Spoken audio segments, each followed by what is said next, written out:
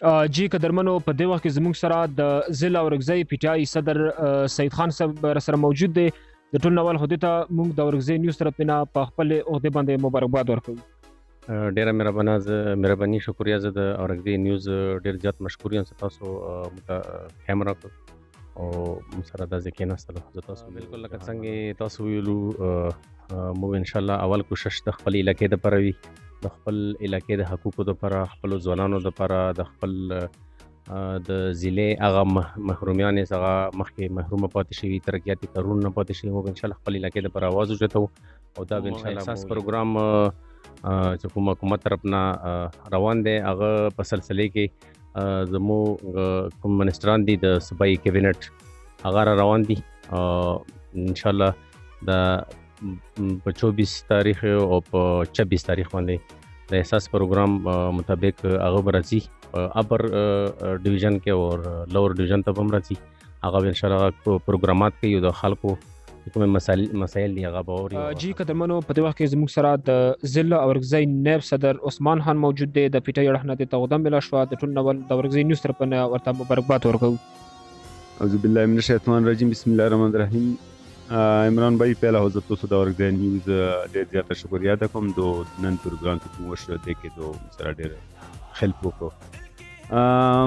مننه. نن ډیر ماشاءالله څنګه موږ لکه خبره کوله چې کومه فکر هغه په لور اورکزۍ کې کوم فکر طاقت هغه په لور اورکزۍ کې نن پروګرام نه هغه معلومه شو. تاسو ول د ټول خلکو ول د سواکی کوم د پی ټی آی زور هغه صرف په لور کې دی.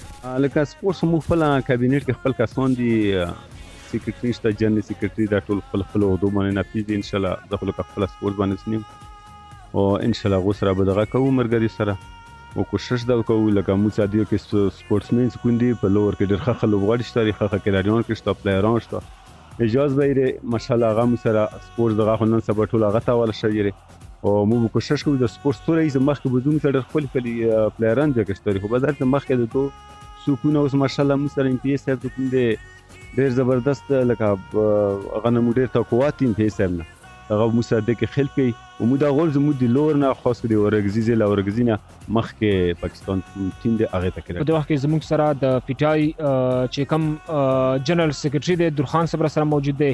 دا غي سره به خبره اترې وکړو چې خپل سیاست ته، خپل پارټي ته او خپل معاشره ته په کوم نظر باندې ګوري. بسم الله الرحمن الرحیم. ټول نوال خو زر تاسو د اورکزۍ نیوز ولا ډیره شکریا ده کوم چې تاسو مونږ ته ټایم راکړو. زما او دا خو چونکې د جنرال سیکریټري والا د مخکې ما سره سینیر نائب صدر والا هغه ټیم نه سٹارټ نه زموږ د پی ټی آی یو کارکون په خاصیت باندې ما د اورکزۍ مستقبل سوچ لپاره پی ټی آی جوین کړی و. ځکه چې زموږ پارټي د انصاف پارټي دی، د پاکستان تحریک انصاف، نو مو خپل کوشش داري چې علاقې کې ترقی وشي. اوس خو د مونږ ولا ایم ان ای او د ایم پی ای او سېنیټر صاحب زموږ د پی ټی آی دي، نو مو زیات تر کوشش داري چې مونږ د غریب عوام یو سوچ او یو आवाज جوړ شو چې د خلکو د لپاره د کومه محرومي دي مو دا د دیو आवाज ورسوم ایوانونو ته د دیو خلکو کوم څه مصیبتونه دي د مونږ علاقې څنګه ډیره زیاته د جنگ د لاسه زپلی شوی دی، نو غو आवाज مو جوړ شو چې غو غریب کسانو आवाज نه رسیږي نو مو ورته ورسو. چې قدرمنو نن پروګرام وته دی وخت پورې او زه خپل کیمرامین وهاب اورکزۍ سره د نغواړم اجازه چې چرته هم وحاد آباد او بریالي اوسو.